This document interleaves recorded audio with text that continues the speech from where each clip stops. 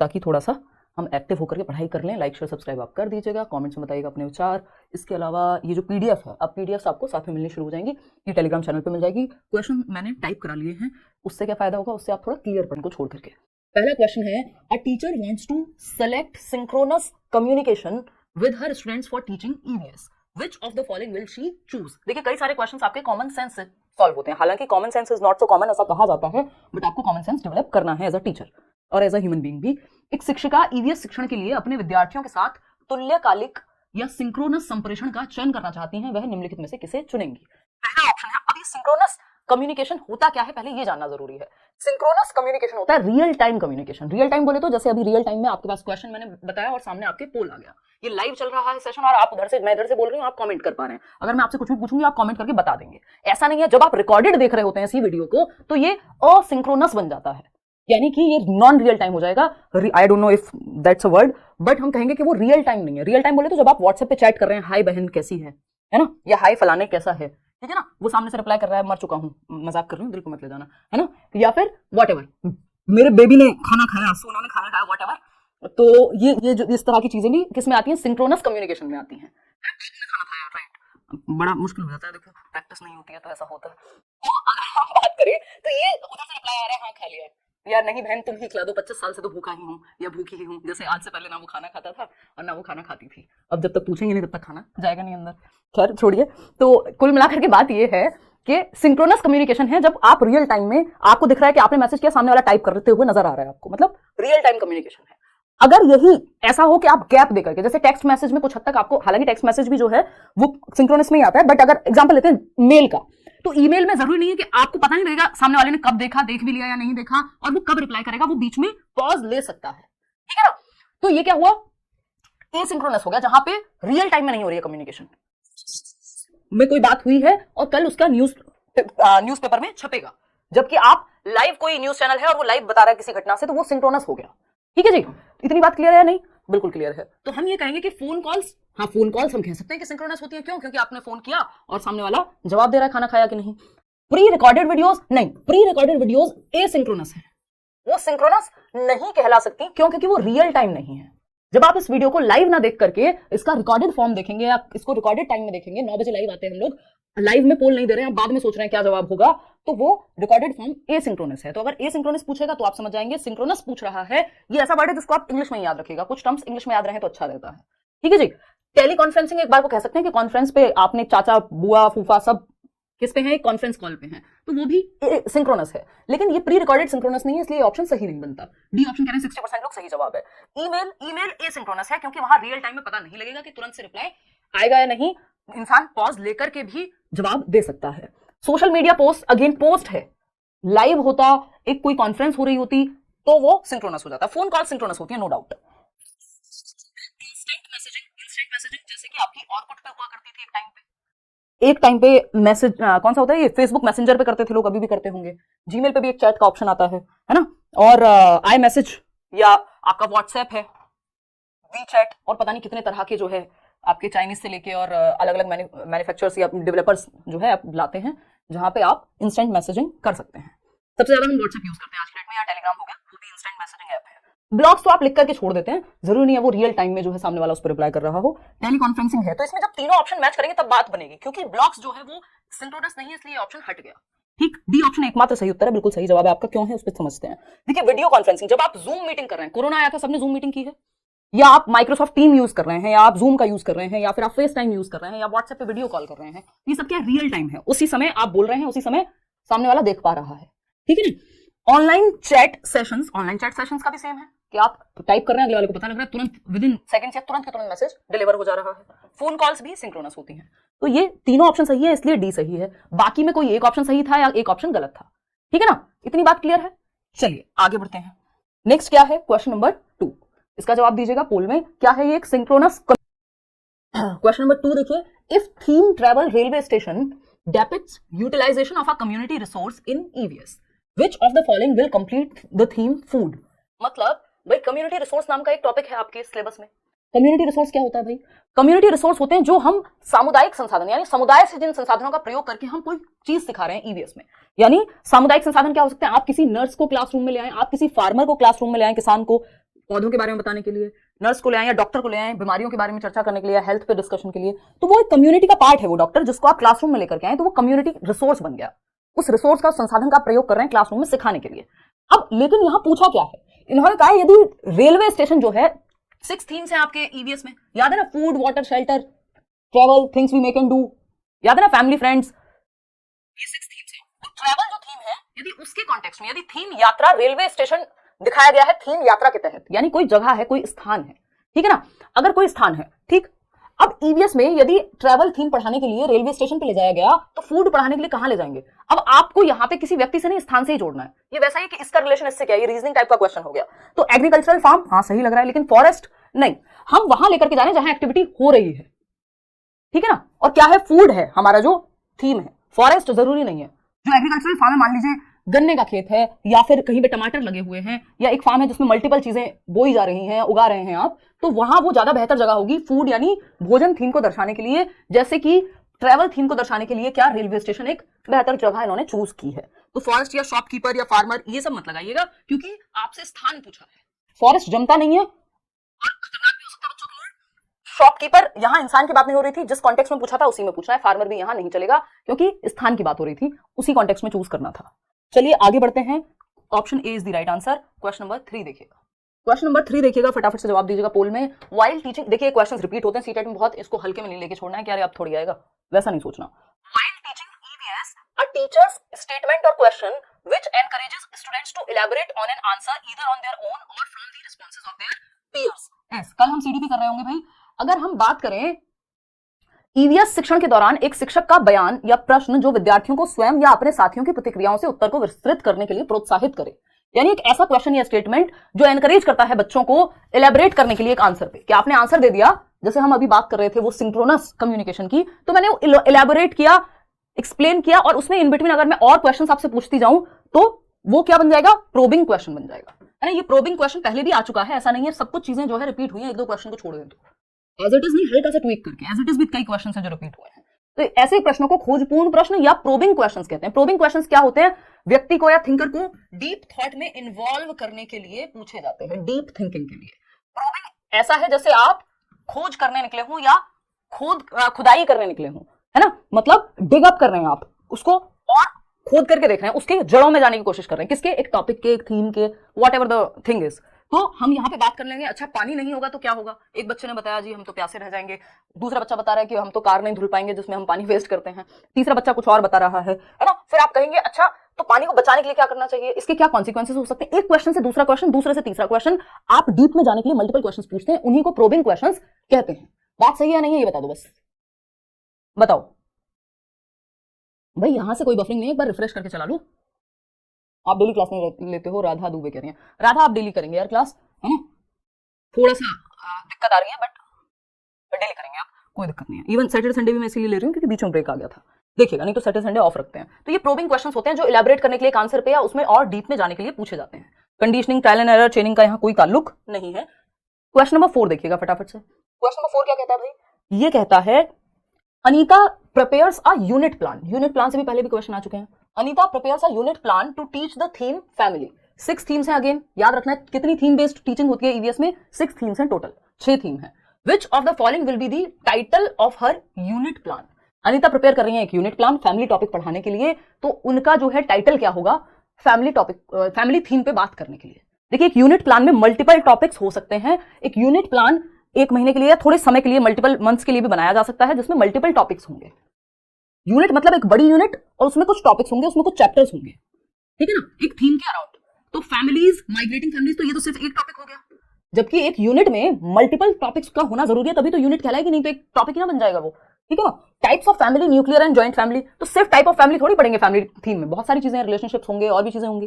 Family में relationships with in a family, तो जबकि हमें यूनिट में मल्टीपल टॉपिक्स चाहिए होते हैं, ये एक सिंपल बात आपको याद रखनी है। फैमिली रिलेशनशिप्स, थीम का नाम क्या है, फैमिली, परिवार, जिसके अंदर क्या होगा, relationships, gender roles, occupations as socio cultural entity in changing times. मतलब इसमें मल्टीपल टॉपिक्स हैं, थीम क्या है, फैमिली। तो टाइटल रखेंगे फैमिली, जिसमें संबंध के रिलेशनशिप्स क्या होते हैं, भाई बहन, माता पिता, पति पत्नी, चाचा फूफा मामा, व्हाटएवर, लिंग भूमिकाएं, सोशल या जेंडर रोल्स क्या है और समय के साथ वो बदल कैसे रहे हैं। ये नहीं कि मम्मी खाना बनाती है तो मम्मी को ही खाना बनाना चाहिए, ठीक है ना। ऑक्यूपेशंस यानी कि काम क्या करते हैं लोग, भाई वो सब भी तो फैमिली से जुड़ा हुआ है कि लोग जाते हैं सुबह, पापा जाते हैं ऑफिस, मम्मी जाती है ऑफिस, है ना। सोशियो कल्चरल, या घर में आपके अगर हाउस हेल्प है वो आ रही है तो वो भी क्या कर रही है, काम कर रही है, उनको भी इज्जत मिलनी चाहिए। Socio cultural entity in changing times, कैसे सामाजिक आर्थिक रूप से, सामाजिक सांस्कृतिक रूप से बदलाव भी हो रहा है समय के साथ। तो इसमें मल्टीपल टॉपिक होगा, इसलिए एक यूनिट कहलाएगा, एक इकाई कहलाएगा। क्यों? क्योंकि इसमें कई सारे पार्ट होंगे या कई सारे टॉपिक्स होंगे। टॉपिक को क्या कहते हैं हिंदी में? कोई बात नहीं, होता है। हाँ बताओ, याद है? कोई बात नहीं, जवाब दीजिएगा पोल में।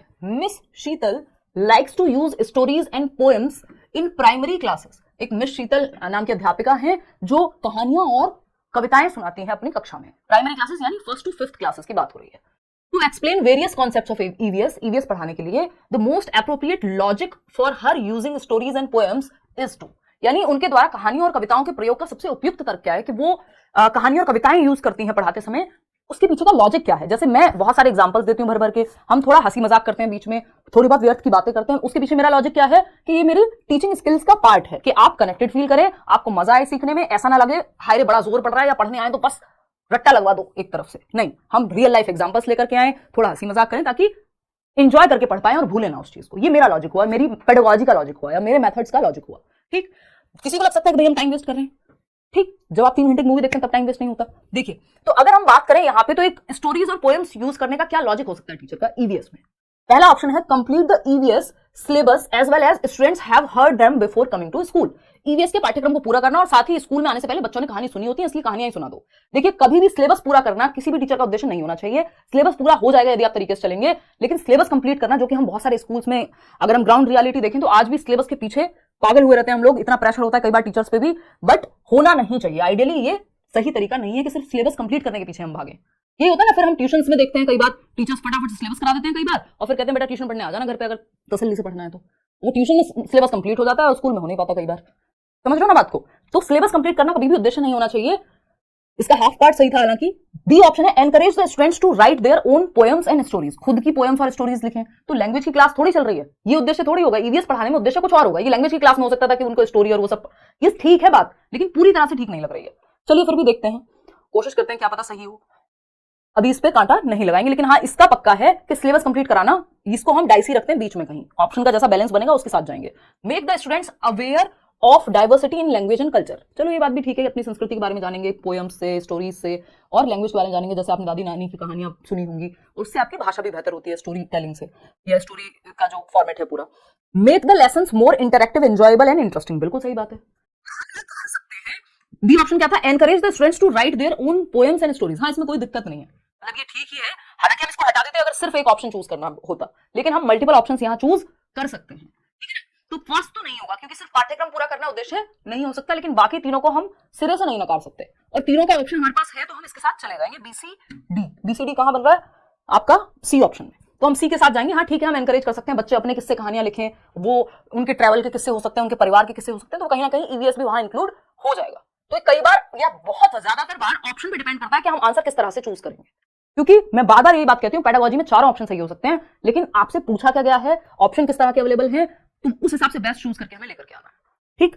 तो C option is the right answer. आगे बढ़ेंगे क्वेश्चन नंबर 6 पर, देखिएगा फटाफट से जवाब दीजिएगा। क्वेश्चन नंबर 6 क्या कहता है भाई? ये कहता है which of the following options is a major objective of teaching EVS from classes 1 to 5, यानी निम्नलिखित में से कौन सा विकल्प कक्षा 1 से 5 तक ईवीएस पढ़ाने का एक मुख्य उद्देश्य है। यानी ईवीएस पढ़ाने के पीछे का मेन ऑब्जेक्टिव। किसी भी सब्जेक्ट को पढ़ाने से पहले आपने कभी लेसन प्लानिंग की होगी, जो पाठ योजना बनाते हैं आप अपनी teaching training, BEd, BTC, DElEd, जो भी आपके डीएड, जितने भी कोर्सेज हैं सब में लेसन प्लानिंग होती है, पाठ योजना बनाई जाती है। उसमें आप जनरल ऑब्जेक्टिव्स लिखते हैं कि ये सामान्य उद्देश्य होंगे इस सिलेबस से रिलेटेड, स्पेसिफिक ऑब्जेक्टिव्स होंगे विशिष्ट उद्देश्य इस टॉपिक से रिलेटेड। तो उद्देश्य जरूर परिभाषित होते हैं पहले से ही कि हम किसी चैप्टर को या किसी सब्जेक्ट को पढ़ रहे हैं या कोई भी काम हम कर रहे हैं तो कर क्यों रहे हैं, उसके पीछे का उद्देश्य क्या है।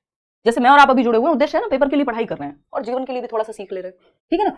तो ये क्या हुआ, क्लासेस 1 to 5 में मेजर ऑब्जेक्टिव क्या होगा ईवीएस पढ़ाने का, यानी ईवीएस बोले तो पर्यावरण अध्ययन। पर्यावरण अध्ययन को हम क्या कहते हैं? Environmental studies. ये कई बार एनवायरमेंटल साइंसेस कह देगा, बट आपको ये याद रखना है, 1 नंबर का क्वेश्चन है। एनवायरमेंटल स्टडीज फुल फॉर्म है ईवीएस की, तो हम प्राइमरी लेवल पे पढ़ रहे हैं, एनवायरमेंटल साइंसेस नहीं है। एनवायरमेंटल स्टडीज में साइंस भी है, आपका एसएसटी भी है और आपका एनवायरमेंट भी है, 3 सब्जेक्ट इंटीग्रेटेड है, ठीक है। तो ये एक्स्ट्रा बातें जो मैं आपको बताते चलूंगी। डी ऑप्शन 74% लोग कह रहे हैं, फटाफट से देखते हैं major objective. Acquiring skills to carry out hands on activities independently, चलो ठीक है। Preparing students for studying science at the middle level, चलो कुछ हद तक मान भी लेते हैं, वैसे ये उद्देश्य होता नहीं है बट मान लेते हैं। मेजर ऑब्जेक्टिव पूछा है, developing in depth understanding of the basic concepts of the subject, चलो मान लिया, अब तीनों ठीक हो गए ऐसे तो। फोर्थ क्या है, helping learners link classroom learning to life outside the school. अब हमें पता है जो नेशनल करिकुलम फ्रेमवर्क 2005 है, 2005 है, राष्ट्रीय पाठ्यचर्या की रूपरेखा 2005 या नई एजुकेशन पॉलिसी जो है, वो सब क्या कहते हैं, नेशनल एजुकेशन पॉलिसी जो राष्ट्रीय शिक्षा नीति 2020 की भी अगर हम बात कर रहे हैं तो ये सब क्या कहते हैं, ये कहते हैं कि बच्चे के स्कूली ज्ञान को आप बाहर के जीवन से जोड़ दीजिए, इससे बेहतर कुछ और नहीं हो सकता। सबसे ज्यादा एक्टिव बच्चा कहां है, डी ऑप्शन में है, बस तो वही सही हो गया। बेशक तीनों अच्छे थे लेकिन आपको तो अपने लिए बेस्ट चुनना है, ठीक है ना, क्लियर है बात। आप जाते हैं एक रबर बैंड भी खरीदने जाएंगे आप, तो आप बेस्ट चूज करके लाते हैं अपने लिए। 5 रबर बैंड हो सकती है वहां स्टोर में और आपको पांचों अच्छे लग रहे हैं, मान लीजिए घड़ी लेने आप गए थे और एक वॉच भी आप बेस्ट चूज करके लाते हैं अपने अनुसार, लेकिन यहां आपको थोड़ा सा बच्चे के अनुसार बेस्ट चूज करना है। तो बच्चे के अनुसार बेस्ट क्या है, डी ऑप्शन, कि आप बच्चे को उसके क्लासरूम के ज्ञान को बाहर के जीवन से जोड़ रहे हैं, जो कि एनसीएफ कब से कह रहा है। तो सबसे ज्यादा एक्टिव बच्चा डी ऑप्शन में होगा, इसलिए डी ऑप्शन सही है। आगे बढ़ेंगे क्वेश्चन नंबर 7 में, देखिएगा एक बार क्वेश्चन नंबर 7 क्या कहता है, फटाफट से जवाब देंगे पोल में। क्वेश्चन नंबर 7 है, an EVS teacher demonstrates an experiment in class in which an egg sinks in a tumbler with water but floats upon adding salt to the water, which of the following is the most appropriate explanation she can give to students inquiry. मतलब क्या हुआ भाई, एक EVS की कक्षा में एक प्रयोग प्रदर्शित करती है टीचर जिसमें एक अंडा पानी की ग्लास में डूब जाता है। इस तरह का क्वेश्चन पहले भी आया हुआ है, बस उसी में थोड़ी सी लैंग्वेज चेंज हुई है। इतने क्वेश्चन रिपीट होते हैं जिसमें एक अंडा पानी की ग्लास में डूब जाता है, लेकिन पानी में जब आप नमक मिलाते हैं तो वो तैरने लगता है। कौन, अंडा, चूजा नहीं उसके अंदर का निकल के, ठीक है। तो अगर हम बात करें विद्यार्थियों की पूछताछ के लिए वह निम्नलिखित में से कौन सी सबसे उपयुक्त व्याख्या दे सकती है। अब टीचर इसका एक्सप्लेनेशन कैसे दे, कि जो अंडा है वो नॉर्मल पानी में डूब गया लेकिन जब नमक ऐड किया पानी में तो अंडा तैरने लग गया, क्या करने को दे सकता है, कुछ और हो सकता है। तो पहला ऑप्शन है, allow each student to conclude on their own by adding different items in water, यानी प्रत्येक विद्यार्थी को पानी में विभिन्न वस्तुएं डालकर स्वयं निष्कर्ष निकालने दे। तो क्या ये चीज वस्तु के बारे में है या डेंसिटी के बारे में है। भाई अगर हम बात कर रहे हैं वो सॉल्ट ऐड करने से जो डेंसिटी बढ़ी है उसकी वजह से हुआ है, तो इसमें चीजें कितनी भी ऐड करेगा तो कोई सेंस तो बनेगा नहीं। The egg floats due to density of water, क्या ये सही है, हाँ सुनने में सही लग रहा है, फिर भी देखते हैं। You will learn the correct reason in higher classes, ये कोई तरीका नहीं है कि हम ये कहते हैं आप हायर क्लासेस में सीखेंगे, जो सही रीजन है हम नहीं बता रहे अभी। भाई डिटेल आप हायर क्लासेस में जान सकते हैं लेकिन थोड़ा सा तो बता ही सकते हो। फिर ये एक्टिविटी कराई क्यों थी। डी ऑप्शन है, conduct and observe the experiment with different amounts of salt, अलग अलग मात्रा में नमक के साथ प्रयोग करें और उसका अवलोकन करें। यानी जब आप कम नमक डाल रहे हैं तो क्या चीजें डूब रही हैं, क्या चीजें नहीं डूब रही हैं। तो अभी आप एक्सपेरिमेंट्स को जारी रखेंगे, उसके बाद इस कंक्लूजन पे हम पहुंचते हैं कि डेंसिटी की वजह से हो रहा है या नहीं हो रहा है, क्योंकि बच्चे छोटे हैं, प्राइमरी क्लास में हैं। तो अभी हम यहाँ ऑब्जर्व करने के लिए उनको कहेंगे और ऑब्जर्वेशन से उनको खुद एक आइडिया लगेगा कि रीजन क्या है, नहीं तो आप वहां तक पहुंचाएंगे बच्चे को। तो सीधा जवाब देने से अच्छा होता है कई बार कि आप बच्चे को लीड करें सही जवाब तक, उसको ऑब्जर्व करने का, एक्सपेरिमेंट करने का मौका दें। तो ज्यादा बेहतर ऑप्शन, ज्यादा एक्टिव कहां है बच्चा, डी ऑप्शन में। नहीं तो ये तो आप पहले भी बता सकते थे कि डेंसिटी की वजह से हो रहा है। क्वेश्चन नंबर 8 देखिएगा फटाफट। क्वेश्चन नंबर 8 है, यही आप जिन क्वेश्चन से डरते हैं, असर्शन यानी अभिकथन और इसका रीजन। 2 क्वेश्चन कम से कम हर सब्जेक्ट में देखने को मिल रहे हैं इस बार। इवन सीडीपी में तो 4-5 क्वेश्चन आ जा रहे हैं इस तरह के स्टेटमेंट और रीजन वाले। एक बार आप जवाब दीजिए, पे ऑब्जर्व करने पे मजबूर करती हैं, है ना। इसमें कई सारी स्किल्स हो सकते हैं कि बच्चों को एक्सपेरिमेंट दिया, ऑब्जर्व कर रहा है वो, जैसे हम अभी वो नींबू या अंडे वाला एग्जांपल था।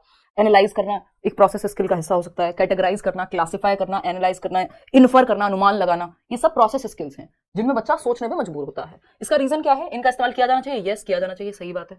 रीजन क्या दिया है, थ्रू एक्वायरिंग वेरियस प्रोसेस। इस तरह के क्वेश्चन सबसे पहले ये देखना है क्या ये बात स्टेटमेंट सही है, हाँ जी सही है। नहीं होता तो आगे की बात तो खत्म नहीं हो जाती। तो अगर सही है तो उसके बाद अब हम देखेंगे क्या इसका रीजन सही है, क्या दोनों सही है और एक दूसरे के लिए सही है, ठीक है ना। तो रीजन क्या है, through acquiring various process skills the learning outcomes of EVS learning are expected to be achieved, यानी विभिन्न प्रक्रिया कौशल प्राप्त करने के माध्यम से ईवीएस के सीखने के परिणामों को हासिल करने की संभावना होती है। यानी अगर हम प्रोसेस स्किल्स एक्वायर कराएंगे बच्चों को कि वो खुद से ऑब्जर्व करना सीख जाएं, आइडेंटिफाई करना सीख जाएं, क्लासिफाई करना सीख जाएं, चीजों के बीच में अंतर पता करना सीख जाएं, एनालाइज करना सीख जाएं, अनुमान लगाना सीख जाएं, तो क्या होगा, लर्निंग आउटकम बेहतर होगा, उनका सीखने का जो रिजल्ट है वो अच्छा होगा, वो बेहतर सीख पाएंगे। रिजल्ट मतलब वो नंबर वाला रिजल्ट नहीं, उनकी लर्निंग बेहतर होगी, ठीक है ना।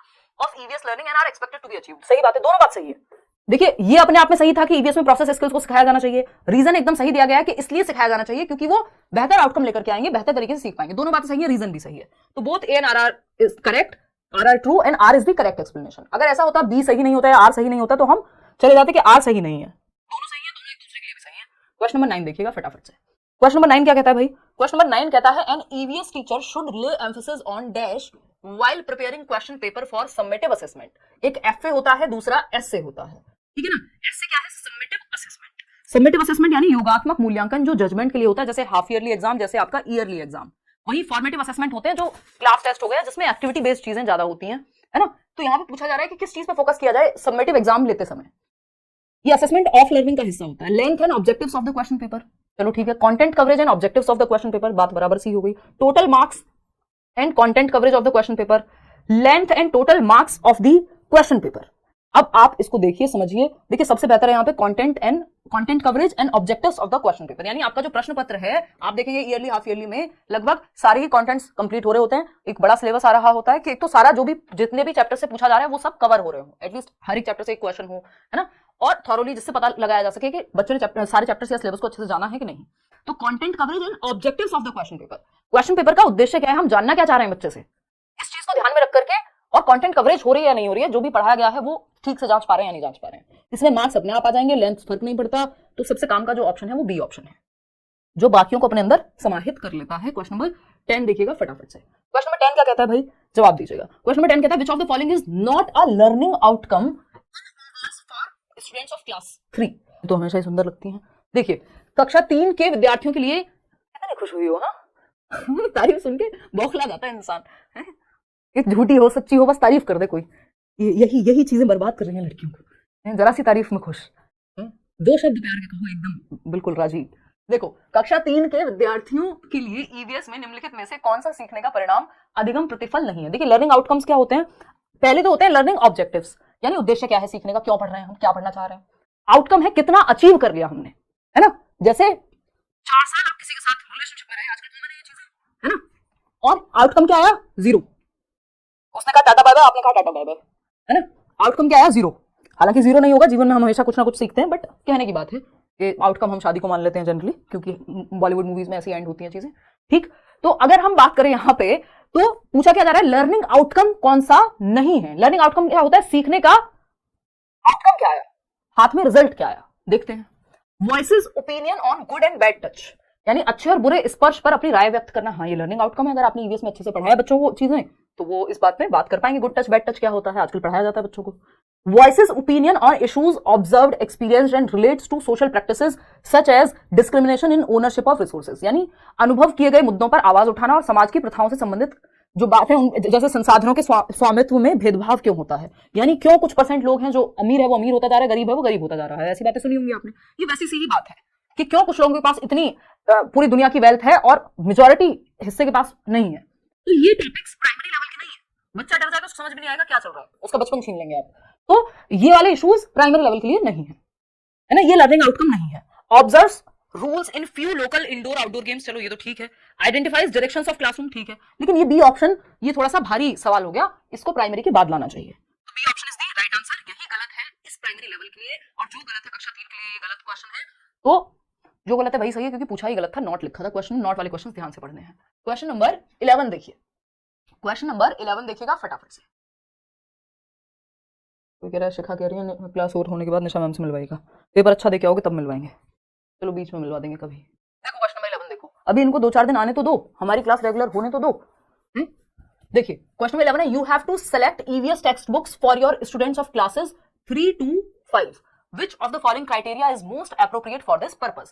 आपको कक्षा 3 से 5 तक के अपने विद्यार्थियों के लिए ईवीएस पाठ्यपुस्तक का चयन करना है, यानी टेक्स्ट बुक चूज करते समय। ये मैंने मैराथन सेशंस में भी, ईवीएस पे भी, अगर आपने मेरे यूट्यूब पे सेशंस देखे होंगे, नोट्स में भी, अगर जो मैंने आपको फ्री नोट्स दिए हुए हैं, टेलीग्राम से डाउनलोड कर लेना, या नीचे लिंक होगा वहां से डाउनलोड कर लेना, वो सभी के लिए फ्री है, चाहे आप बैच में हो नहीं हो। 5 सब्जेक्ट के नोट्स हैं, उसमें भी क्लियरली कहा हुआ है कि टेक्स्ट बुक के बारे में क्या ध्यान रखें हम, जब हम प्राइमरी के लिए ईवीएस की टेक्स्ट बुक बना रहे हैं तो किस चीज का ध्यान रखें भाई, वो चाइल्ड सेंटर्ड हो, उसकी लैंग्वेज टेक्निकल ना हो, सिर्फ डेफिनेशंस ना भरी हो, एक्टिविटीज हो, बच्चे की भाषा में हो, उसमें वैरायटी होनी चाहिए, है ना, चाइल्ड सेंटर्ड होनी चाहिए। इस तरह की आपकी बातें हैं जो ध्यान में रखी जानी चाहिए। Pictures in the book should be big and colourful.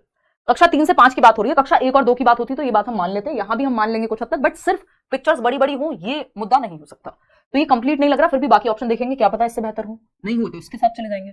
The language should be simple and according to the mental level of students, चलो ये भी बात सही है, ये भी हमें सही लग रही है। थर्ड ऑप्शन पे जाते हैं, the textbook should be illustrated and appealing to students, पाठ्य पुस्तक को सचित्र होना चाहिए, विद्यार्थियों को आकर्षक लगनी चाहिए, चलो ये बात भी ठीक है। लेकिन ये तीनों ऑप्शन ना ऐसे लग रहे हैं जैसे हम कक्षा 1 और 2 की बात कर रहे हो, हालांकि बी ऑप्शन फिर भी ज्यादा सही है। चलिए डी और पढ़ लेते हैं। The textbook should be child oriented and devoid of any stereotypes or derogatory attitudes based on gender, caste, class and religion. ये बात एकदम परफेक्ट है और ये ऑप्शन अपने आप में बाकी ऑप्शन से ज्यादा बेहतर है, बाकी ऑप्शन को अपने अंदर समाहित कर लेता है। पाठ्य पुस्तक बाल उन्मुख होनी चाहिए, यानी बच्चे पे केंद्रित होनी चाहिए, उसके जीवन, उसकी भाषा शैली, है ना, उसके आसपास का माहौल तथा लिंग, जाति, वर्ग और धर्म के आधार पर किसी भी रूढ़िवादिता या अपमानजनक व्यवहार से रहित होनी चाहिए। ऐसा ना हो कि बुक में लिखा हो 2 आदमी मिलकर जिस काम को 1 दिन में करते हैं उसी काम को 4 औरतें मिलकर 2 दिन में कर पाती हैं। क्या हुआ ये हम दर्शा रहे हैं कि औरतें जो हैं वीक हो गई। किससे? मेन से या पुरुषों से। तो अगर हम बात कर रहे हैं महिला और पुरुष की, तो इस तरह की ये तो एक एग्जाम्पल है। रूढ़िबद्धता को हमें नहीं लेके आना है कि आप अपनी टेक्स्ट बुक्स में दिखा रहे हैं कि जो मदर है या फीमेल है घर में वो तो किचन में काम कर रही है, एक फोटो है बुक में, और पिताजी हैं वो ऑफिस से सूट बूट पहन के आ रहे हैं। तो बच्चे के दिमाग में यही इमेज बनेगी कि माताजी घर पे काम करती हैं और पिताजी जो है सूट बूट पहन के बाहर से आते हैं। ये स्टीरियोटाइप बन जाएगा माताजी के, है ना। तो ये क्या हुआ, स्टीरियोटाइप्स आज के समय में, हालांकि ये चीज बहुत हद तक चेंज हो रही है कि हम बुक्स से ये चीजें हटा रहे हैं। ऐसे और भी सैकड़ों एग्जांपल्स पहले हुआ करते थे या पिक्चर्स से ये चीज दर्शाई जाती थी जिससे जेंडर स्टीरियोटाइप्स को बढ़ावा मिलता था। ठीक है ना, इतनी बात क्लियर है। D option is the right answer, ये ज्यादा बेहतर कॉम्प्रिहेंसिव आंसर है। चलिए थोड़ा सा स्पीड बढ़ा लेते हैं, कई लोग कह रहे हैं। क्वेश्चन नंबर 12 देखिएगा, इसमें असर्शन है एक, यानी स्टेटमेंट है और उसका रीजन पूछा है। At the primary level EVS has themes instead of topics. यही बात हम अभी कर रहे थे कि प्राथमिक स्तर पर ईवीएस में विषयों के बजाय थीम्स हैं। 6 थीम्स हैं जिसमें बहुत सारे टॉपिक्स हैं, है ना, बहुत सारे चैप्टर्स उन थीम्स के अराउंड बने हुए हैं। वही 6 थीम्स हैं, family and friends, food, water, shelter, travel, things we make and do, यही 6 थीम्स हैं। इन्हीं के अराउंड पूरा सिलेबस आपका डिजाइन है। अगर हम प्राइमरी लेवल पे बात करें तो ये बात तो सही है, ट्रू है ना। रीजन क्या दिया है इसका? Theme based EVS learning is easy for teachers and students as compare to topics, यानी विषयों की तुलना में थीम आधारित ईवीएस सीखना शिक्षकों और विद्यार्थियों के लिए आसान है। क्या ये बात सही है? आप पूरी तरह से गलत नहीं है, बच्चे आसानी से समझ पाते हैं थीम बेस्ड लर्निंग को, लेकिन ये इसका करेक्ट रीजन नहीं है। उसका रीजन क्या है? मतलब ये एकदम फाइनल रीजन नहीं है। जो मेन रीजन है वो ये है कि बच्चे अपने एनवायरमेंट को इंटरकनेक्टेड फॉर्म में देखते हैं।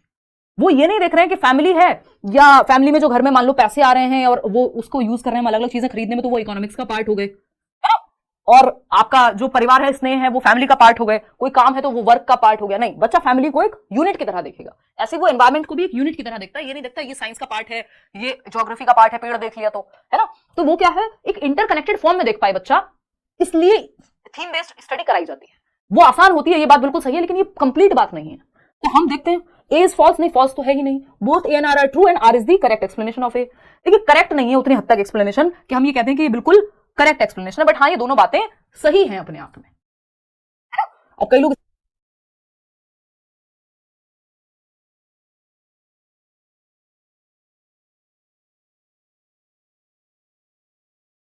कई लोग इसमें कंफ्यूज हैं। इसका जो आंसर है वो सी है। ऑफिशियली भी इन लोगों ने यही माना है ना। आसानी होती है, नो डाउट। ये चाहते तो इसको आर भी रख सकते थे, बट वो कंप्लीट एक्सप्लेनेशन नहीं है। तो अब हमें ऑफिशियल आंसर की के साथ इस केस में जाना पड़ेगा। क्यों? क्योंकि कंप्लीटली सही नहीं है वो बात, लेकिन पूरी तरह से गलत भी नहीं है। ठीक है ना। तो हम सी के साथ जाएंगे कि भाई दोनों सही है, बट वो करेक्ट एक्सप्लेनेशन नहीं है। सिर्फ ये रीजन नहीं है कि आसान हो जाएगा इसलिए हम थीम से पढ़ाते हैं, बल्कि इंटरकनेक्टेडली पढ़े बच्चा इसलिए पढ़ाया जाता है थीम्स का प्रयोग करके। क्वेश्चन नंबर 13 देखिएगा, you want to encourage hands on activities for students of EVS, which of the following is the most appropriate activity. आप पर्यावरण अध्ययन के विद्यार्थियों के लिए व्यावहारिक गतिविधियों को प्रोत्साहित करना चाहते हैं जिसमें बच्चा एक्टिविटी करे, फील्ड ट्रिप पे जाए, कोई और एक्सपेरिमेंट करे, कोई पौधा लगा के देखे, खुद से बेसिकली कोई एक्सपेरिमेंट या कोई भी एक्टिविटी करके देखे। बात सही है। अब एप्रोप्रिएट एक्टिविटी बताइए। Map reading from a globe, एक ग्लोब से नक्शे को पढ़ना। प्राइमरी क्लास के बच्चे हैं, बड़े बच्चे नहीं है। डी ऑप्शन है collecting coins of different countries. अब कहां जाएंगे वो डिफरेंट कंट्रीज? अलग अलग देश जाएंगे। कुछ बच्चे तो होंगे क्लास में, सारे बच्चे तो नहीं जा पाएंगे अलग अलग देश, उनके पास तो करेंसी नहीं होगी। तो ये तो बहुत अच्छी एक्टिविटी नहीं हुई, एक बार को प्रिंट आउट चल जाता है यहाँ पे। Developing N EVS kit from available material, ये सबसे बेस्ट हो जाएगा कि एक ईवीएस किट तैयार हो जाए, जो भी मटेरियल अवेलेबल है अलग अलग बच्चों के पास अलग अलग होगा, और अलग अलग एक्टिविटी में वो उसको इस्तेमाल कर पाएंगे। कि कोई डिगअप करने के लिए कुछ लेकर के आ रहा है, किसी के पास स्टिकर्स हैं इंडिया के अलग अलग स्टेट्स के, तो ये सब एक ईवीएस किट का पार्ट बन जाएंगे। उपलब्ध सामग्री को एक ईवीएस किट के रूप में विकसित करना और फिर क्लास में जब एक्टिविटी हो तो उसका इस्तेमाल करना। ठीक है ना। सिर्फ different plants on a chart, वो एक एक्टिविटी हो जाएगी, सबसे बेहतर है सी। आगे बढ़ेंगे, क्वेश्चन नंबर 14 देखिएगा, formative assessment of EVS. Formative assessment of EVS पे क्वेश्चन है। फटाफट से आप हमें बताएंगे कि रचनात्मक आकलन क्या, कौन सा उदाहरण है इन 4 ऑप्शंस में से, बताइए। अभी हमने बात की थी एसए की। समेटिव असेसमेंट होता है जिसमें ईयरली और half yearly pen paper test judgement के लिए होता है। फॉर्मेटिव असेसमेंट होता है जो एक्टिविटी बेस्ड होगा, फीडबैक के लिए होगा कि आप सीख कैसे रहे, ये फॉर्मेटिव असेसमेंट बताएगा। जो एसए टेस्ट होते हैं आपके, और आपने कितना सीखा है, वो समेटिव असेसमेंट है। फिर से मैं बोल देती हूं, आपने कितना सीखा है ये समेटिव असेसमेंट है, योगात्मक आकलन है। आप कैसे सीख रहे हैं ये फॉर्मेटिव असेसमेंट है, फीडबैक के लिए होता है, इंप्रूवमेंट के लिए होता है। ठीक है ना। तो अगर हम बात करें फॉर्मेटिव असेसमेंट यानी एफए की ईवीएस में, तो ये किसका पार्ट है? असेसमेंट फॉर लर्निंग का, बिल्कुल सही बात है। सीखने के लिए आकलन एफ का पार्ट है। ऑफ लर्निंग तो भाई एस से हो जाता है कि सीखने का आकलन, कितना सीखा है, ये एस से है। सीखने का आकलन, सीख लिया अब उसका आकलन, सीखने के लिए आकलन। हम सीख रहे हैं, आप पोल में जवाब दे रहे हैं, तो अगर गलत भी देंगे तब भी हम ये आकलन किस लिए कर रहे हैं? क्या आपको फाइनल नंबर मिलेंगे इससे? नहीं, आपको सीखना है अभी कि गलती हो रही है तो कहां और कैसे इंप्रूव करें। तो इसको फॉर्मेटिव असेसमेंट कहेंगे, फॉर लर्निंग में आएगा। एस लर्निंग होता है सीखने के साथ सीखना या सेल्फ असेसमेंट। जब आप खुद का टेस्ट ले रहे होंगे घर पे तो वो फॉर्मेटिव असेसमेंट का हिस्सा है। असेसमेंट एज लर्निंग कहते हैं उसको, सेल्फ या पीयर असेसमेंट। आपके दोस्त आपका टेस्ट लें या आप खुद का टेस्ट लें, एज लर्निंग कहते हैं उसको। ये भी एफए का पार्ट है, तो ए भी एफए का पार्ट है, सी भी एफए का पार्ट है। अबाउट लर्निंग कुछ होता नहीं, हम पढ़ते नहीं है, ठीक। जबकि ऑफ जो है वो एसए का पार्ट है। तो ए और सी इज दी राइट आंसर, जो कि सी ऑप्शन में हमें गिवन है, ठीक है। आगे बढ़ेंगे, क्वेश्चन नंबर 15 देखिएगा। अभी 15 क्वेश्चंस और हैं, हम थोड़े स्लो चल रहे हैं, मैं डिटेल में डिस्कशन हो तो अच्छा रहता है, क्योंकि आपको सिर्फ ये क्वेश्चंस नहीं करने हैं, आपको ये कॉन्सेप्ट समझना है, एक माइंडसेट तैयार करना है, क्योंकि इन्हीं क्वेश्चंस को घुमा फिरा करके पूछा जाएगा। सिलेबस चेंज नहीं हुआ है, हर साल ऐसे क्वेश्चंस पूछे जाते हैं, रिपीट भी होते हैं। इसमें भी बहुत सारे रिपीटेड क्वेश्चंस हैं प्रीवियस ईयर के, बस हल्का सा ट्वीक करके पूछ लेंगे। क्वेश्चन नंबर 15 देखिए, स्टेटमेंट क्या है? Field trips are an effective pedagogical strategy in EVS, यानी ईवीएस में क्षेत्र भ्रमण के लिए ले जाइए बच्चे को, प्रभावी तकनीक है पढ़ाने की। हाँ बिल्कुल सही बात है। ताजमहल के बारे में बात कर रहे थे, हिस्टोरिकल साइट्स के बारे में बात कर रहे थे, ताजमहल ले गए। आप फसलों के बारे में बात कर रहे थे, किसी एग्रीकल्चरल फार्म ले गए, जो अभी हम बात भी कर रहे थे, बी कीपिंग कैसे होती है दिखाने ले गए, है ना। तो थोड़ा सा सतर्कता के साथ। तो ये क्या फील्ड ट्रिप्स एक्टिव तरीका है, बहुत ही अच्छा तरीका है। रीजन क्या है इसका? फील्ड ट्रिप के नाम पे अक्षरधाम और दिल्ली दर्शन होता है ना कई स्कूल्स में, जो लोग या बाहर से भी अगर आप हैं, जैसे मैं जब बुलंदशहर रहती तो स्कूल से ट्रिप जाती है, वो फील्ड ट्रिप के नाम पे ही जाती है। हालांकि उसको कुछ और ही बना दिया जाता है, जैसे जैसे बच्चे बड़े होते जाते हैं तो पूरी मस्ती वहां होती है, और इसलिए कई लोग जाते भी नहीं है, क्योंकि उनको ज्यादा मस्ती नहीं करनी होती है। खैर ये हुई बात, तो ट्रू है ये बात। रीजन क्या है इसका? Field trips promote memorisation of objects, events and places. कैसी बात करते हैं? नहीं, वैसे गलत तो पूरी तरह से नहीं है, फिर भी बी ऑप्शन कह रहे हैं कई लोग। 1 मिनट में चर्चा इस पे करेंगे।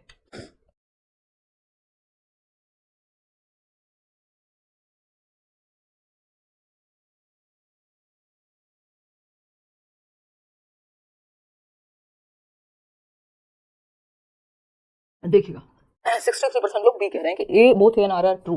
देखते हैं, ईवीएस में क्षेत्र भ्रमण प्रभावी शिक्षण शास्त्रीय रणनीति है, बिल्कुल सही बात है ना। क्षेत्र भ्रमण वस्तुओं, घटनाओं और स्थानों की याददाश्त को बढ़ावा देता है। देखिए ये बात पूरी तरह से गलत नहीं है, बट ये सही भी नहीं है। क्यों? क्योंकि memorisation of objects, events and places, सिर्फ मेमोराइजेशन, क्या वो अनुभव नहीं दे रहा, रियल लाइफ एक्सपीरियंस नहीं दे रहा। मेमोराइजेशन तो आप क्लासरूम में रट्टे लगवा करके भी कर सकते थे, है ना। तो ये पूरी तरह से सही हम इसको नहीं मानेंगे। एक नजर में सही लग सकता है, मेमोराइजेशन अपने आप हो जाएगा, लेकिन अनुभव पे फोकस होता है यहाँ पे, है ना। मेमोराइज तो आप घर में बिठा करके पिक्चर दिखा के करवा सकते थे, तो रियल लाइफ एक्सपीरियंस देने के लिए हम यहाँ पे ये काम करते हैं। A is true but R is false. D option is the right answer, ना कि बी, ठीक है।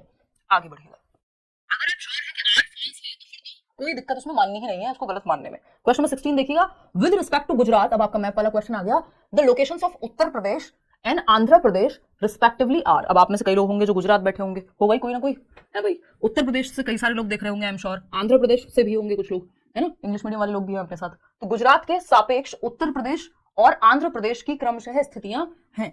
गुजरात के सापेक्ष, गुजरात कहाँ है ये नजर आ रहा है मुझे इस मैप पे। ये मैप शुरुआत में दिखाया था ना, ये निकल के आ जाएगा, अगर मैंने हल्का सा सीधा कर दिया इसको, गुजरात को निकाल के दिखाएं, ये रिफ्लेक्शन होगा। तो अगर हम बात करें, आपको पता है गुजरात यहाँ है, और ये क्या है बताओ, बताओ मैडम, क्या है ये? ईस्ट है कि वेस्ट है? सो गई हो, ये वेस्ट हो गया, ठीक। गुजरात को हमने निकाल दिया यहाँ से, तो ये वाला पार्ट गुजरात हो गया, वेस्ट है ना ये। तो अगर हम देखें गुजरात के सापेक्ष, हमें क्या देखना है? गुजरात के सापेक्ष उत्तर प्रदेश। उत्तर प्रदेश ये रहा, बड़ा राज्य है, बड़ी मुश्किल से निकलेगा, है ना। निकाल दिया हमने उत्तर प्रदेश को। वाह, उत्तर प्रदेश के साथ साथ मुझे लग रहा है बिहार भी साथ में आ गया, कोई बात नहीं, ज्यादा प्यार है दोनों में। देखिएगा, तो अगर हम कहें ये आपका गुजरात उत्तर प्रदेश के सापेक्ष में, गुजरात से उत्तर प्रदेश किधर है, तो गुजरात यहां हो गया, उत्तर प्रदेश हल्का सा ऊपर जाएंगे आप, और मतलब नॉर्थ में ऊपर की तरफ है यहां से गुजरात के सापेक्ष में, और क्या है? ईस्ट की तरफ है, गुजरात वेस्ट में है, तो नॉर्थ ईस्ट हो गया। और अगर दूसरा चीज क्या है? आंध्र प्रदेश यहाँ नीचे है ये, तो ये साउथ ईस्ट हो गया। तो आंध्र प्रदेश साउथ ईस्ट में हो गया और उत्तर प्रदेश नॉर्थ ईस्ट में हो गया। किसके सापेक्ष में? गुजरात के सापेक्ष में। खेलने में बहुत मजा आ रहा है, आप लोग बोर हो रहे होंगे, बट आप ये करके देखिएगा एक्टिविटी। मैप जरूर मंगाइएगा, अगर मंगा सकते हैं तो बहुत मजा आएगा आपको। दिन में 2 बार खेलिएगा, तबियत एकदम अच्छी रहेगी, है ना। जिनको मैप याद ना होता हो उनको भी हो जाएगा, क्योंकि ये इतनी बार निकालोगे और लगाओगे ना इसको। तो हमने देखा गुजरात के सापेक्ष में उत्तर प्रदेश कहाँ है? नॉर्थ ईस्ट में, क्योंकि ऊपर की तरफ है तो नॉर्थ, और इधर है तो ईस्ट की तरफ हो गया, ईस्टर्न स्टेट्स की तरफ। ये वहीं अगर हम आंध्र प्रदेश देखें तो आंध्र प्रदेश कहाँ है? गुजरात यहाँ, आंध्र प्रदेश है नीचे की तरफ, यानी साउथ हो गया, और दूसरा नीचे भी ईस्ट की तरफ, तो साउथ ईस्ट इसमें बताया हुआ है डायरेक्शंस भी, ठीक है ना। तो हम ये कहेंगे नॉर्थ ईस्ट और साउथ ईस्ट। बस इस बात का ध्यान रख लेना, पहले उत्तर प्रदेश पूछा है तो पहले उत्तर प्रदेश की डायरेक्शन बतानी है, ऐसा ना हो आप आंध्र प्रदेश की बता दें पहले और साउथ ईस्ट पहले लगा दें और वो हो जाएगा गलत, क्योंकि क्वेश्चन ने पूछा कैसे पढ़ के समझना बहुत जरूरी हो जाता है। ठीक है जी, उत्तर प्रदेश को उत्तर प्रदेश की जगह पे लगा देते हैं और इंटरेस्टिंग है ये काफी। इवन आप अपने बच्चों, कई लोगों के बच्चे भी होंगे, उनको भी आप अभी से, मैप हमारे समय पे नहीं होता था, मैं बड़ी दुखी होती हूँ जब ये चीजें देखती हूँ तो, या हम कह सकते हैं उतने प्रिविलेज नहीं थे, गाँव में थे तो, लेकिन मजा बहुत आता है ये सब करने में, है ना। चलिए खैर, तो ये हुई एक क्लियर बात। वाओ, सारे स्टेट्स निकल गए, निशा बाद में लगा लेना भाई, ठीक है ना। देखिए अगर हम बात करें यहाँ पे, अगर हम बात करें सिंपली क्या है देख लेते हैं। अगर हम देखें तो गुजरात यहाँ कहीं है वेस्ट में, अगर हम देखें उत्तर प्रदेश ऊपर कहीं है और किधर है ईस्ट की तरफ, तो यहाँ से अगर हम देखें तो ये क्या है, पहले तो ऊपर जाना पड़ेगा नॉर्थ और ईस्ट, यहाँ कहीं आंध्र प्रदेश है, थोड़ा और नीचे कहेंगे तो साउथ की तरफ जाएंगे और ईस्ट की तरफ तो साउथ ईस्ट, तो north east and south east जो कि थर्ड ऑप्शन में है। ये option is the right answer over here. Clear सी बात है, इसको नॉर्थ ईस्ट और साउथ वेस्ट नहीं कर देना है, दूसरा नॉर्थ वेस्ट और साउथ ईस्ट उल्टा सीधा नहीं कर देना, नहीं तो आंसर चला जाएगा। एक नंबर का फ्री का क्वेश्चन है, 2 क्वेश्चन कम से कम मैप पे आते हैं, हर साल आते हैं। और क्वेश्चन नंबर 17 देखिएगा, Ram plays cricket with his, या रमा ही है प्रॉपर इस बार तो, Rama plays cricket with his friends every evening, which energy does he use to play cricket. वैसे ही राम ही होगा बट इनके ट्रांसलेशन में गड़बड़ हुई होगी, इंग्लिश में रमा लिख देते हैं कई बार ये लोग, रामा लिख देते हैं। तो राम जो है क्रिकेट खेलता है, क्योंकि हिज लिखा हुआ है, क्रिकेट खेलता है अपने दोस्तों के साथ हर एक शाम को। आप में से कुछ लोग भी खेलते होंगे, आपके बच्चे खेलते होंगे, आपके दोस्त यार खेलते होंगे, ठीक है ना। नहीं खेलते हैं तो कुछ खेलिए। Which energy does he use to play cricket, जब राम रोज शाम को क्रिकेट खेलने जाता है तो कौन सी एनर्जी खर्च होती है या निकलती है, तो ये क्या हुई सी ऑप्शन, मस्कुलर एनर्जी। 92% लोग बिल्कुल सही जवाब दे रहे हैं, मांसपेशियों की ऊर्जा। क्योंकि खाना खाया हमने, उस खाने से क्या जनरेट हुई, केमिकल एनर्जी। उस केमिकल एनर्जी को जब हम मस्कुलर, हम एक डंबल उठा रहे हैं जिम में, या हम ये वजन उठा रहे हैं, मान लीजिए ये 1 लीटर की बॉटल भी अगर उठाई जा रही है तो इसमें कौन सी एनर्जी यूज हो रही है, कोई पुशअप मार रहे हैं आप, दौड़ लगा रहे हैं, है ना, तो ये सब में क्या यूज होगा, मसल्स का यूज कर रहे हैं, तो मस्कुलर एनर्जी यहाँ यूज हो रही है, ठीक है ना। लाइट एनर्जी हमारी हीट से होती है, यानी अगर आग आप जला रहे हैं तो लाइट एनर्जी आएगी। इलेक्ट्रिसिटी से जो ये ट्यूब लाइट अगर जल रही है तो लाइट एनर्जी प्रोड्यूस हो रही है। और अगर हम बात करें सन की, यानी जो सनलाइट है, तो उसमें भी क्या है, लाइट एनर्जी है। केमिकल एनर्जी की हमने बात करी ली, जब चेंजेस होंगे, जैसे आप खाना खा रहे हैं तो केमिकल एनर्जी जनरेट होगी। साउंड एनर्जी आपको पता ही है कि जो वाइब्रेशन से क्रिएट हो, ठीक है ना। तो C option is the right answer over here. आगे बढ़ेंगे क्वेश्चन नंबर 18 पर। When we burn fuels we get, जब हम ईंधन जलाते हैं, यानी मान लीजिए आपने लकड़ी जलाई, खाना बनाया, है ना, उपले जलाए, तो जब आप फ्यूल बर्न करते हैं तो कौन सी एनर्जी निकलती है, सिर्फ लाइट एनर्जी निकलती है, हीट एंड लाइट दोनों निकलते हैं, मैकेनिकल एंड लाइट, या फिर लाइट एंड साउंड, जवाब दीजिएगा, फिर हम आगे बढ़ेंगे।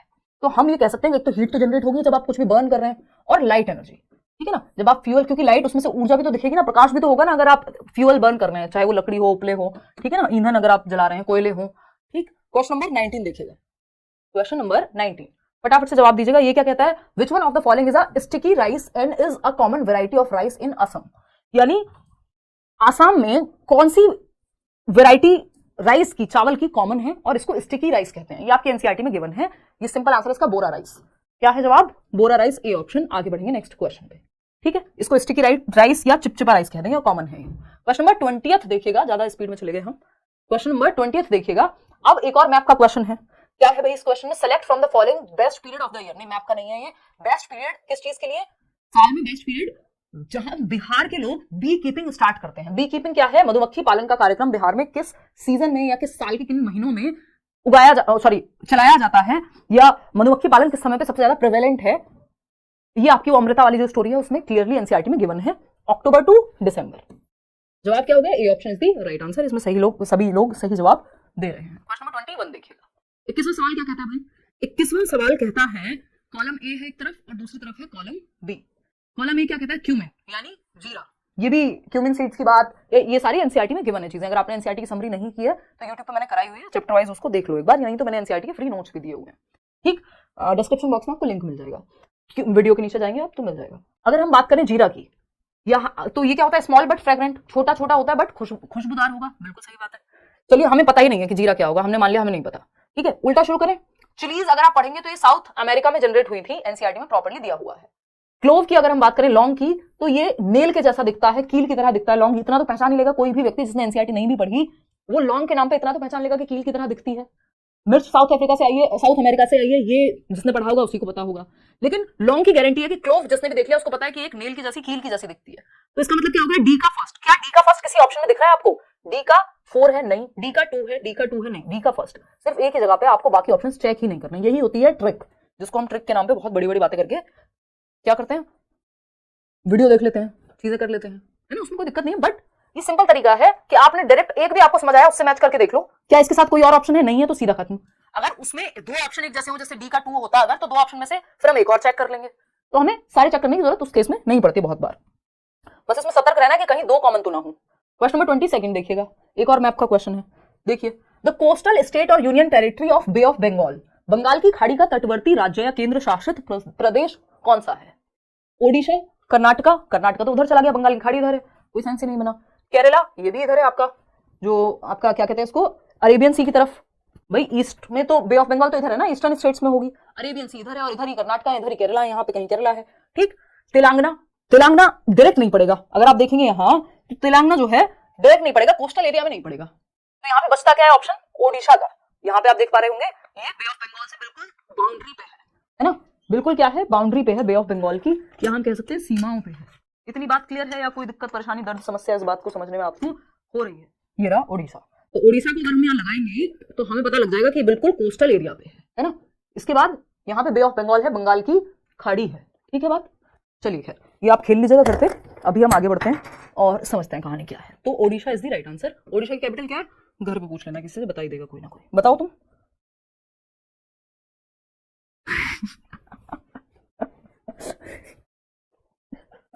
बहुत बढ़िया, चलिए कोई बात नहीं, होता है, इट्स ओके। भुवनेश्वर, राइट। किसने जवाब दिया, अंबिका ने, बिल्कुल। चलिए खैर, क्वेश्चन नंबर 20 से कैपिटल पूछता नहीं है आपसे, आपका दिन खराब हो तो पूछ सकता है, पेपर में आपके नहीं पूछा जाता है, बट पता होना चाहिए। 28 राज्य हैं, 8 यूनियन टेरिटरीज हैं, केंद्र शासित प्रदेश हैं, इतना भी हमें पता होना चाहिए। जम्मू एंड कश्मीर के बाइफर्केशन के बाद थोड़ा सा ध्यान रखना है कि लद्दाख और जो JNK है, देखिएगा फटाफट से आगे बढ़े। सॉरी, लेह और जो आपका जम्मू है अलग हो चुके हैं। देखिएगा 23 की अगर हम बात करें, 2 यूनियन टेरिटरी बन गए। अबाउट द फॉरेस्ट के बारे में बात की है, फॉरेस्ट के बारे में, तोरांग means forest in Kurukh language, बिल्कुल सही बात है, कुडुक भाषा में तोरांग का मतलब जंगल होता है। The village council panchayat in Jharkhand decides which family will get how much land for farming by lottery. Jharkhand में ग्राम परिषद तय करती है कि लॉटरी के माध्यम से तय करती है किस परिवार को कितनी भूमि देनी। नहीं, वो टिन का सिस्टम है, पर लैंड, टिन पर लैंड और इस तरह का, ये नहीं है आपके एनसीईआरटी में गिवन है, ये कुडुक वाला भी एनसीईआरटी में गिवन है। The right to forest act 2007 gives the right to people who have been living in the forest for at least 15 years, नहीं 25 years if I am not wrong, तो 25 साल है ना, 20 या 25 साल में एक बार एनसीईआरटी में जब रिवाइज करेंगे, 15 साल नहीं है लेकिन। About 3/4 people in Mizoram are linked to the forest, ये बात एकदम सही है, एनसीईआरटी में गिवन है। तो ए और डी हमें यहाँ सही लग रहे हैं, ऑप्शन है, हाँ D option is the right answer over here. 40% लोग ही सही जवाब इसका दे पा रहे हैं। आगे बढ़ते हैं, question number 24, what is the mass of an object with a density of 24 ग्राम पर प्रति ml and a volume of 6 ml। अब ये क्वेश्चन ऐसा है जो जनरली नहीं पूछा गया है, अगर हम प्रीवियसली देखें तो ये बिल्कुल आउट ऑफ सिलेबस कह लो आप इसको। आउट ऑफ सिलेबस इसलिए नहीं कह सकते, अगर आप प्राइवेट स्कूल की बुक्स उठा करके देखोगे या फिर आप साइंस की 6th 7th 8th पढ़ लोगे, क्योंकि वो भी इन्होंने कहा हुआ है कि प्राइमरी का सिलेबस होगा, लेकिन लिंकेज जो है उस सब्जेक्ट की, टॉपिक्स की, वो 6th 7th 8th तक भी जा सकती है। तो उस केस में इस टॉपिक को अलग से तैयार कर लीजिएगा इस बार, यूट्यूब पे कोई वीडियो देख के, या आपके ईवीएस वाले सर करा देंगे, ठीक है ना। तो what is the mass of an object, तो बताइएगा फटाफट से। देखो, मास का फॉर्मूला याद रखने का सीधा तरीका है MdV। MdV बोले तो MTV नहीं है, जिसपे आप बचपन में गाने वाने देखा करते थे। MdV यानी मास बराबर डेंसिटी अपॉन में वॉल्यूम, ठीक। इसको हम रखेंगे और चेंज कर आके हमारी वैल्यू निकल करके आएगी 144 ग्राम। या सीधा भी इसका फंडा भी कई लोग लगा देते हैं, बट उसमें हम नहीं जाएंगे, इसको आप प्रॉपर्ली इस टॉपिक को देख लीजिएगा, नहीं तो हम कभी डिस्कस कर लेंगे। इसको डिटेल में पढ़ना मुझे भी पड़ेगा, क्योंकि ये अगेन साइंस में चला जाता है। Consider the following statements about snakes and identify the incorrect one from the following. देखो, ये सांपों के बारे में पता नहीं कितनी बार क्वेश्चन रिपीटेडली आया है। सांपों के बारे में निम्नलिखित कथनों पर विचार कीजिए तथा निम्नलिखित में से गलत कथन को चिन्हित कीजिए। They swallow their food whole, यानी वो अपने भोजन को निगल जाते हैं, ठीक है। स्नेक्स हैव शार्प टीथ, ये बात भी सही है, फैंक्स, फैंक्स बोलते हैं उनको, है ना, ये हमने पढ़ा हुआ है एनसीईआरटी में, फैंक्स बोलते हैं, वो दो और स्किन निकाल लेता है सांप जहां से काटेगा। पॉइजनस स्नेक्स हैव फैंक्स, चलो कह लो, कुछ भी कह लो आप। They chew up their prey, fangs होते हैं, बिल्कुल ठीक है। They chew up their prey, वो अपने शिकार को चबाकर खाते हैं। मगरमच्छ, मगरमच्छ भी चबाते कहां होंगे, मतलब गाय थोड़ी है कि भैया जुगाली करके खाएगी, वो डंक मार करके निपटा देंगे, वो अजगर वजगर पे मत ले जाना। तो इन जनरल बात हो रही है, तो ये हम एनसीईआरटी में नहीं पढ़ते हैं कि वे अपने शिकार को चबाकर खाते हैं, ये यहाँ गलत हो जाएगा, बाकी तीनों चीजें सही है। चलिए आगे बढ़ते हैं, D option is the only right answer over here. देखा ना इसमें क्या जवाब दिया था सबने, डी डी डी, तो उल्टा दे दिया, अच्छा 71%, सही है परफेक्ट दिया, कोई दिक्कत नहीं। मुझे लगा 5% लोगों ने, उनका पता नहीं क्या हो गया आप लोगों को। क्वेश्चन नंबर 26, 4 क्वेश्चन और हैं, ये पता नहीं कितनी बार रिपीट हुआ है। Bronze is an alloy made by melting the following. अब ब्रॉन्ज का अलॉय याद कर लीजिएगा प्लीज, ये 2016 से लेके इवन उससे भी पहले से कई बार पूछा जा चुका है। सेम बस पूछ लेगा ब्रॉन्ज किसका मिक्सचर से बनता है या अलॉय किसका है, तो आपको सिंपली पता करना है कि कॉपर एंड टिन या टिन एंड कॉपर, सिंपल। ये तो याद रखने वाले क्वेश्चन है। अगर जैसे वो मास वाला क्वेश्चन रिपीट होने लग जाए तो आपको फिर फॉर्मूला दिमाग में रखना पड़ेगा, जैसे टाइम स्पीड डिस्टेंस का आया करता था, इस बार मास दे दिया इन्होंने। टिन एंड कॉपर का अलॉय है, मिश्रण है क्या, ब्रॉन्ज, कांसा जिसको हम कह रहे हैं। तो A option is the right answer. Question number 27, question number 27 क्या कहता है भाई, select the correct statement about the elephants. अब एलिफेंट्स के बारे में जीवन पर्यंत से, जब से सीटेट है तब से आज तक क्वेश्चंस आते रहेंगे। क्या है पूछा है, क्या सही है एलिफेंट्स के बारे में। आप 3 month old baby elephant generally ways about 100 kg, यानी 3 महीने के हाथी के बच्चे का जो वजन होता है वो 100 किलोग्राम होता है। सही है कि गलत है, मैं क्यों बताऊं, आप खुद से ट्राई करो। An adult elephant can eat more than 200 kg of leaves and twigs in 1 day. वयस्क हाथी जो होता है, एक अडल्ट एलिफेंट, वो 200 किलोग्राम तक एक दिन में खा सकता है। कहा जाता है ना हाथी खरीदना इजी है, पालना मुश्किल है, जैसे हमारी कार हर बार सर्विस पे जाएगी, आंसू लेकर के आएगी। क्वेश्चन नंबर सी, मतलब ऑप्शन नंबर सी देखिए, खैर इतने ठीक है स्थिति आप लोगों की दुआ से, बट ये कहा जाता है, तो इसका मतलब डाइट ज्यादा होती है हाथी की, कि खरीदना इजी है, पालना मुश्किल है। अगर हम बात करें, elephants do not rest very much, they sleep for only 2 to 4 hours in a day. यानी हाथी बहुत अधिक आराम नहीं करते, वे 2 से 4 घंटे सोते हैं। हमारे जैसे नहीं 8-8 घंटे सो जाएंगे, ठीक है ना। कभी कभी तो क्या, बहुत बार ऐसा भी होता है कि 2 से 4 घंटे में निपटा देते हैं, बट उनकी जो नॉर्मल स्लीप है वो 2 से 4 घंटे है। ये बात एकदम फैक्ट है, ट्रू है ये बात। Elephants like to play with mud and water, भाई वो कीचड़ और पानी के साथ उनकी स्किन को ठंडा रखता है मड एंड वाटर, इसलिए खेलना पसंद करते हैं। अब 53% लोग तो डी ऑप्शन दे रहे हैं, बाकी के लोग हैं कंफ्यूज। 27% लोग जो है ए दे रहे हैं, 9% हम बी कह रहे हैं, सी है 11%, मतलब हर ऑप्शन वाले लोग हैं। अगर मैं 5वां ऑप्शन यहाँ दे दूं तो उसमें भी लगा देंगे कई लोग। तो देखो यहाँ पे आप लोग को ये कंफ्यूजन, एक 3 महीने का जो बेबी एलिफेंट होता है उसका जो वेट है वो 100 किलोग्राम नहीं 200 किलोग्राम होता है, 200 kg, ठीक है जी। इसके अलावा अगर मैं बात करूं एक अडल्ट एलिफेंट कितना खा सकता है एक दिन में, तो 100 kg of leaves and twigs, यानी 1 क्विंटल या 100 किलोग्राम तक जो पत्तियां और झाड़ियां उनको वो खा सकता है। 3 महीने के हाथी के बच्चे की जो वेट है, हाथी के बच्चे का जो वेट है जो बेबी एलिफेंट का, वो होगा 200 किलोग्राम, और अगर डाइट की बात करें तो वो 100 किलोग्राम है। तो ये बात आप ध्यान रखिएगा, नहीं तो गड़बड़ हो जाएगी, ठीक है ना। तो आंसर क्या होगा इसका, सी और डी। कहां है सी डी ऑप्शन। तो ये सिर्फ 50% प्लस लोगों ने ही सही जवाब दिया, बाकी लोग गड़बड़ कर गए इसमें, ठीक है जी।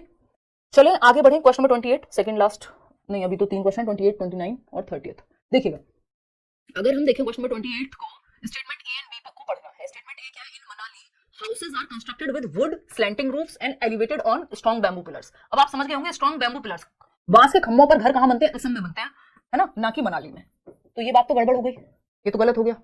स्टेटमेंट बी क्या कहता है, Manali receives a lot of rain and snowfall. ये बात बिल्कुल सही है, हमने एनसीईआरटी में हाउसेज वाले टॉपिक में पढ़ा है, अलग से भी हम इन टॉपिक्स पे क्वेश्चंस करेंगे आने वाले सेशंस में। तो हमें पता है कि ए गलत है, बी सही है। कहां है ए सही है, नहीं ए गलत है परंतु बी सही है। तो A option is the right answer over here. 68% लोग सही जवाब दे रहे हैं, बहुत बढ़िया, बहुत चतुर लोग हैं हमारे यहाँ, ठीक है। आगे बढ़े, क्वेश्चन नंबर 29 देखिएगा, ये सेकंड लास्ट है क्वेश्चन। हर टाइम ऐसा लगता है फोन बज रहा हो, कोई बीमारी हो गई मुझे लगता है। देखिए मतलब हमेशा नहीं, बट अभी लगा, कभी कभी लगता है, आप सबके साथ भी होता ही होगा। देखिए अगर हम बात करें, read the following statements, vibration feel होती है फोन की, read the following statements and choose the correct option. Assertion क्या है भाई, on applying pressure gas can be compressed easily. भाई दाब लगाने पर गैस को आसानी से समीपित किया जा सकता है, जो भी है हिंदी में इसका मतलब, है ना, कंप्रेस किया जा सकता है। आप देखते होंगे, ये बहुत ही एक साधारण सा एग्जांपल है, सीएनजी चलती है, कंप्रेस्ड नेचुरल गैस कहते हैं ना सीएनजी को फुल फॉर्म। तो सीएनजी ऑटो में भरवाते हैं लोग, गाड़ियों में भरवाते हैं, है ना। हमारे पास जब सबसे पहली गाड़ी थी उसमें भी थी, ठीक। तो उसमें होता क्या है, अगर प्रेशर अच्छा आ रहा है, अगर आप सीएनजी पंप पर जाएंगे और प्रेशर अच्छा है तो ज्यादा गैस भी भर जाएगी आपके उस सिलेंडर में या उस जो भी है किट में जो आपकी गाड़ी में लगी हुई है सीएनजी। अगर प्रेशर अच्छा नहीं आ रहा तो ज्यादा सीएनजी नहीं भर पाती, क्योंकि प्रेशर क्या करेगा, कंप्रेस करने का काम करेगा, कंप्रेसर भी होता है, ठीक। तो ये क्या हुआ, अगर प्रेशर अप्लाई होगा गैस पे तो वो कंप्रेस हो जाएगी इजीली। बात सही है, बहुत आसान सा एग्जांपल है, कोई दिक्कत नहीं होनी चाहिए। ट्रू है ये बात, बिल्कुल ट्रू है। रीजन क्या है इसका, when we apply pressure to a gas, the intermolecular space between gaseous particles decreases and it gets compressed। जो इंटरमोलिकुलर स्पेस होगा उन कणों के बीच में वो कम हो जाएगा, क्योंकि हम कंप्रेस कर रहे हैं, है ना, दबा रहे हैं प्रेशर से, तो ज्यादा गैस आ गई। दोनों बातें सही है ना, both A and R true and R is the correct explanation of A. बात सही है, नहीं हो गई। चलिए लास्ट क्वेश्चन आज के लिए, फिर आप अपने घर जाइएगा, हम अपने घर। वैसे तो हम दोनों ही अपने अपने घर हैं हम सभी, बट ऐसे कहना अच्छा लगता है। क्वेश्चन नंबर 30 ऐसे होता था ना पहले जब हम ऑफलाइन क्लास लेंगे कभी, तो यही कहा जाएगा। देखिए question number 30 consider the following main functions of plants. Plants के मेन फंक्शन भी पता नहीं कितनी बार पूछे जा चुके हैं। To produce and store food, भोजन का उत्पादन और भंडारण करना, प्रोड्यूस करना और स्टोर भी करना फूड को। वो प्लांट स्टोर करना प्लांट का फंक्शन नहीं होता, बट ठीक है आप कर लीजिए, सोच लीजिए। To give strength and support to the plant, सही है। To transport water and minerals from roots to the other parts of the plant, सही है। अब क्या सही है इसमें? तीनों सही हो सकते हैं? नहीं हो सकते, तो फिर तो हमें किन्हीं दो के साथ ही जाना हो सकते हैं भाई, तीनों सही। अब तो देखिए अगर हम बात करते हैं यहाँ पे, तो हम ये कहेंगे प्रोड्यूस एंड स्टोर फूड। ये स्टोर फूड वाली बात प्लांट्स के केस में गलत हो जाएगी। स्टोर कहाँ करते हैं वो? बी और सी, बी और सी है, हाँ ये तीनों ऑप्शन हो सकते थे इसमें, बट वो ए पहले से ही गलत है, तो मुझे लगा नहीं होगा, तो ए ऑप्शन के साथ हम जाएंगे। 40% लोग सही। स्टोर फूड वाला जो ऑप्शन है वो नहीं सही होगा यहाँ पे, ठीक है ना। तो आउट ऑफ 30 क्वेश्चंस कितने आपके ठीक हुए वो आप बताएंगे। आपका आप जो भी मन में सवाल हो वो आप पूछ लीजिए। 30 आउट ऑफ कितने आपके ठीक हुए, आपको होपफुली समझ बनाने में मदद मिली होगी। अभी ठीक कितने हुए ये शुरुआत में मैटर नहीं करता, अभी आपका फोकस सीखने पे भी होना चाहिए, वो थोड़ा सा आइडिया रहता है। क्लास की जितनी तारीफ की जाए उतना अच्छा। Thank you ji. I have cleared my last seated, Shivam कह रहे हैं, अच्छा धन्यवाद जी। अच्छा केवीएस में भी आप लोगों ने बहुत सारे लोगों ने सिलेक्शन लिया है, तो अभी मैं उस पर देख नहीं पाई हूँ। आप लोग फॉर्म फिल कर दीजिएगा, टेलीग्राम पे शेयर कर दिया था, मतलब प्रॉपर्ली नहीं देख पाई हूँ। जो टीम ने बताया कि मेल वगैरह आ रहे हैं, एक बार में समझ आ जाता है। मैं रोज क्लास दिया कीजिए, हाँ रोज मिलेंगे यार, कोई दिक्कत नहीं है। देखिएगा तो अगर हम बात करें यहाँ पे, ये पूछ लो कैसी लगी क्लास पोल में, 2 ऑप्शन देखे। अच्छा यहाँ पे ना ये टेलीग्राम चैनल है, फ्री है, किसी फेक चैनल से मत जुड़ जाएगा। टेलीग्राम पे जाकर के सर्च कीजिएगा लेट्स लर्न स्क्वाड, या डिस्क्रिप्शन बॉक्स में लिंक मिल जाएगा, वहां से आपको ये जो नोट्स हैं यूट्यूब की क्लासेस के वो मिलते रहेंगे। बाकी तो आपकी मर्जी है, ये ऑफिशियल अकाउंट्स हैं।